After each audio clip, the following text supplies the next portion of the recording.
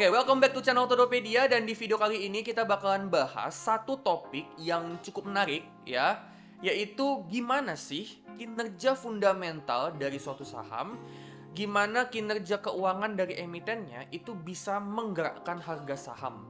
Ya, jadi kita mungkin sering dengar ya belakangan ini ya, bahwa banyak orang yang bilang kalau harga saham itu nggak digerakin sama fundamental itu nggak bisa menggerakkan harga saham. Harga saham itu digerakkan sama supply and demand. Harga saham itu digerakkan sama bandar yang distribusi, akumulasi, dan lain sebagainya. Ya, harga saham itu digerakkan sama bandarnya. Fundamental mah mana bisa menggerakkan harga saham, udah nggak guna fundamental. Nah, di video kali ini gue bakalan bahas gimana sih kinerja fundamental itu bisa sebenarnya menggerakkan harga saham. Gitu ya. Nah, sebelum kita mulai ke pembahasannya, seperti biasa ya, jangan lupa subscribe channel Todopedia dan jangan lupa tekan lonceng notifikasi karena kedepannya masih akan ada banyak konten yang akan gua bikin untuk kedepannya, gitu ya. Nah, kita langsung aja ke pembahasannya teman-teman ya. Bagaimana sih ya? Bagaimana kinerja fundamental dari suatu saham itu bisa menggerakkan harga sahamnya? Kenapa sih kalau kita mau beli saham untuk investasi itu harus beli saham perusahaan yang revenue-nya bertumbuh, laba bersihnya bertumbuh, minim utang, cash flow-nya harus positif? Kenapa harus kayak gitu? Apa korelasinya? Ya, laba bertumbuh, pendapatan bertumbuh, minim utang, sama kenaikan harga sahamnya. Bener nggak sih fundamental itu bisa menggerakkan harga sahamnya? Kenapa kita harus lihat fundamental?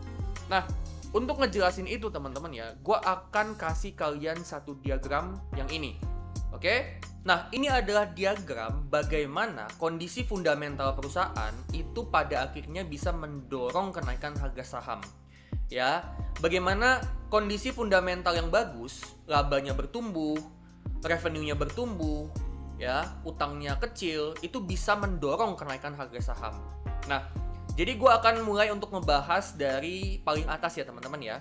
Jadi ketika perusahaan itu revenue-nya bertumbuh, ya, itu tentunya bisa membuat laba bersihnya bertumbuh dengan catatan beban operasionalnya kenaikannya nggak terlalu signifikan banget gitu ya. Jadi kenaikan beban operasionalnya bisa dijaga, efisiensi perusahaannya bisa dijaga. Nah, kalau itu terjadi, ya laba bersih bisa bertumbuh. Nah, kalau laba bersihnya bertumbuh, laba bersih perusahaan itu bertumbuh, itu cepat atau lambat bisa dikonversiin untuk menjadi operating cash flow yang positif dan juga bertumbuh. Tentu ada beberapa perusahaan yang konversi laba jadi cash flow-nya itu bisa cepat, ada beberapa perusahaan yang konversi laba jadi cash flow-nya itu bisa lama. Ya, macam-macam lah tergantung dari model bisnisnya. Tapi intinya laba bersih ketika itu bertumbuh itu bisa dikonversiin menjadi operating cash flow yang positif dan bertumbuh. Ya, artinya perusahaan dengan operating cash flow-nya positif, artinya perusahaan itu mendapatkan uang cash, dia mendapatkan uang cash masuk dari kegiatan bisnisnya, ya, dan juga nominalnya bertumbuh. Nah, dengan kayak begitu, artinya kan perusahaan punya uang kas tambahan untuk apa? Untuk melakukan aksi korporasi. Nah, aksi korporasi itu apa aja? Aksi korporasi itu ada banyak sebenarnya ya. Di antaranya ada pengembangan bisnis, akuisisi perusahaan lain, bagi dividen, buyback saham, dan pelunasan utang. Nah, aksi korporasi inilah yang menjadi inti dari diagram ini. Jadi aksi korporasi ini yang nantinya jadi penentu berapa sih return investasi yang didapat sama shareholder, yang didapat sama investor, gitu ya.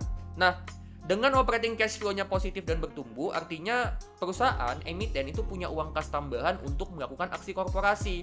Dia bisa ngembangin bisnis, dia bisa akuisisi perusahaan lain, dia bisa bagi dividen ke investornya, dia bisa ngelakuin buyback saham, dia juga bisa melunasi utang kalau dia punya. Gitu ya.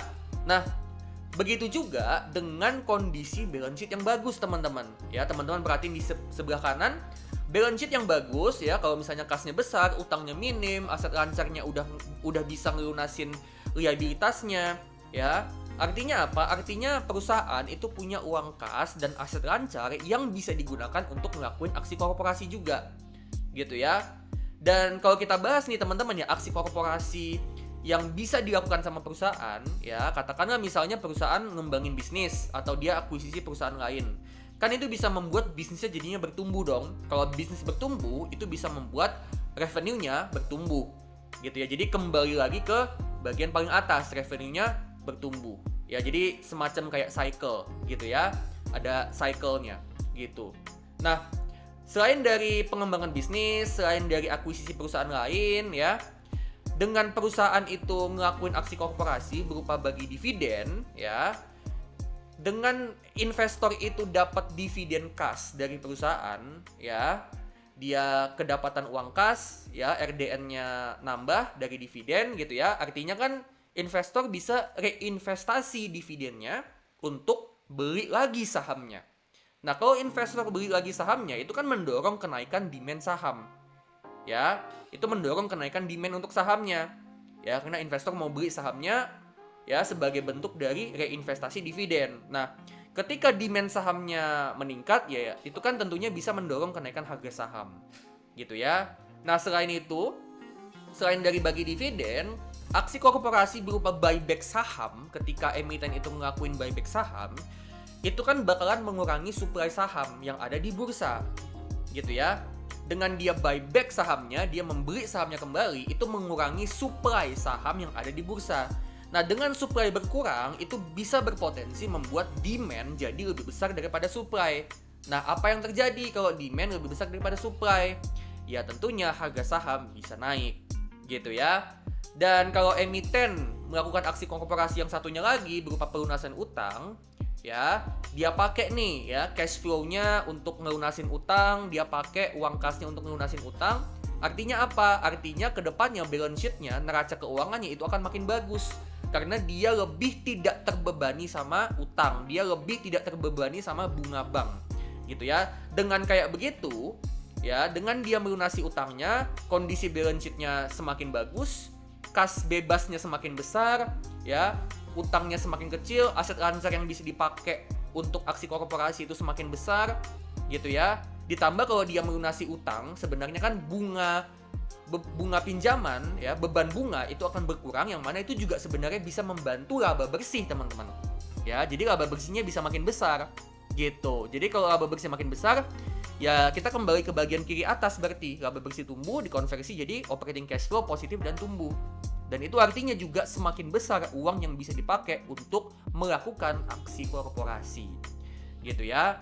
Dan kembali lagi ketika dia ngelakuin aksi korporasi, misalnya dia bagi dividen, dia ngelakuin buyback saham, ya.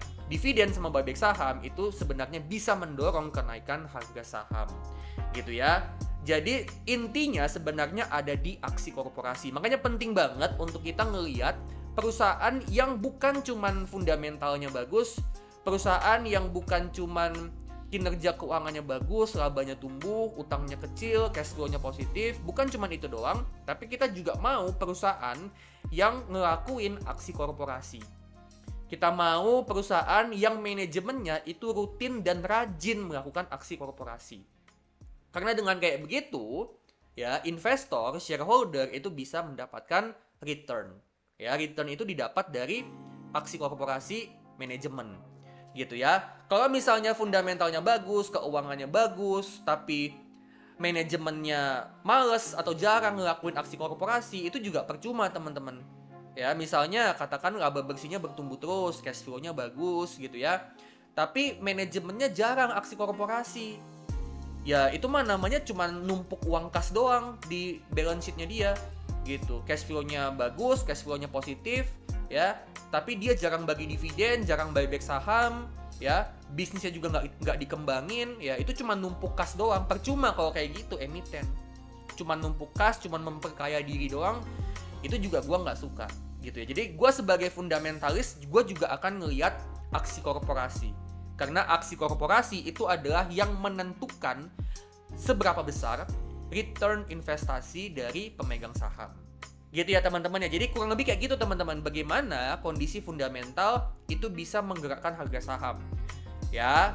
Nah, begitu juga sebaliknya kalau misalnya revenue-nya menurun, laba bersih menurun, artinya kan kalau misalnya laba bersih menurun, ya itu bisa membuat operating cash flow-nya juga bisa menurun, artinya semakin sedikit duit yang bisa dilakukan untuk aksi korporasi. Ya, termasuk untuk bagi dividen. Ya, jadi dengan kayak begitu, dividennya semakin kecil, artinya ya orang akan kecewa dan ekspektasi orang akan menurun, makanya orang jual sahamnya. Gitu ya. Jadi sebenarnya intinya itu ada di aksi korporasi, teman-teman. Ya, jadi lesson di video kali ini, pembelajaran di video kali ini, ya, kinerja fundamental itu bisa menggerakkan harga saham, tapi semua pada akhirnya tergantung dari aksi korporasinya. Ya, bagaimana manajemen itu bisa menggunakan uang yang dia punya, uang yang dimiliki perusahaan untuk ngembangin bisnis dan memberikan shareholder return atau return untuk memegang sahamnya. Nah, diagramnya gue upgrade sedikit ya teman-teman ya. Jadi di bagian bawah ya, ketika bisnisnya itu bertumbuh, ya artinya kan investor itu jadinya berminat untuk beli sahamnya. Kenapa? Karena dengan bisnisnya bertumbuh, labanya bertumbuh, ya, investor punya anggapan bahwa kedepannya dividen yang diterima itu bisa meningkat seiring dengan laba bersihnya yang meningkat. Dan ketika investor berminat untuk beli, ya, itu kan mendorong kenaikan demand saham. Dan itu tentunya mendorong kenaikan harga saham. Gitu ya. Jadi kurang lebih kayak gini teman-teman ya, bagaimana sih kinerja fundamental saham, gimana kinerja fundamental suatu emiten itu sebenarnya bisa mempengaruhi harga dari sahamnya. Gitu ya. Nah, harapannya ini bisa jadi pembelajaran buat teman-teman ya, kalian bisa dapat sesuatu dari video ini, dari diagram ini ya. Dan tentunya gue bukan mau bilang bahwa analisa-analisa yang di luar fundamental itu nggak berguna. Bukan teman-teman ya. Semua analisa itu berguna. Teknikal itu berguna, bandarmologi itu berguna. Ya, bahkan kalau misalnya kalian maunya fokus untuk jangka pendek, ya menurut gue, ya malah gue bisa bilang sebagai fundamentalis bahwa kalian jangan pakai fundamental. Pakai bandarmologi, pakai teknikal. Gitu ya. Dan memang untuk skema yang ada di diagram ini, untuk bisa ada efeknya, untuk bisa terasa efeknya memang butuh waktu yang nggak sebentar gitu ya. Ya butuh waktu sekitaran 1-2 tahun minimal untuk efeknya itu bisa terasa teman-teman ya. Jadi memang nggak bisa instan ya. Kalau misalnya teman-teman mau pakai analisa fundamental memang bisa menggerakkan harga saham tapi dalam jangka panjang. Ya, jadi buat teman-teman yang mau pakai fundamental, ya teman-teman harus sabar, harus fokus untuk jangka panjang dan bukan jangka pendek. Jangka panjang itu berapa lama? Minimal 2 tahun. Minimal 2 tahun. Gitu ya. Kalau misalnya kalian maunya bulanan, profit harian, profit mingguan, bulanan, ya pakainya teknikal atau bandarmologi. Gitu ya. Jadi memang butuh ekstra sabar teman-teman. Tapi memang untuk yang fundamental, teman-teman bisa lebih tenang. Gitu ya. Porto kalian ibaratnya bisa ditinggal. Nggak usah tiap hari mantengin sahamnya naik ke berapa, turun ke berapa gitu ya, itu nggak perlu teman-teman ya, ditinggal aja ya. Dan dengan teman-teman pakai analisa fundamental ya, kalian analisa saham, kalian benar-benar pelajari bisnisnya, kalian tahu berapa harga wajarnya, kalian beli di bawah itu, kalian juga pilih saham-saham yang bagi dividen ya. Dengan kayak begitu, investasi kalian itu bisa kalian eksekusi dengan kondisi psikologis yang lebih tenang, karena ya teman-teman bisa dapat dividen gitu ya, meskipun mungkin sahamnya bisa aja turun ya. Ketika kita beli di harga under value itu tetap aja bisa turun memang, tapi dengan teman-teman dapat dividen seenggaknya ya itu bisa membantu supaya kerugiannya itu bisa minimal gitu ya teman-teman ya. Jadi kurang lebih kayak gini ya, bagaimana kondisi bisnis bisa menggerakkan harga saham. Oke teman-teman, so itu dia videonya ya. Disclaimer ya, ini bukan ajakan untuk jual beli saham apapun, ini cuman sharing dari gue sharing ilmu, gue sharing apa yang gue tahu gitu ya buat kalian ya. Jadi apapun keputusan investasi itu 100% ada di tangan kalian masing-masing, dan tetap do your own research. Nah, kalau kalian suka sama video ini, jangan lupa klik like, bagiin video ini ke teman-teman kalian, dan jangan lupa untuk kasih super thanks supaya Todopedia semakin semangat untuk bikin konten yang terbaik buat kalian. Oke, kalau gitu gue pamit dulu dan sampai ketemu di video selanjutnya.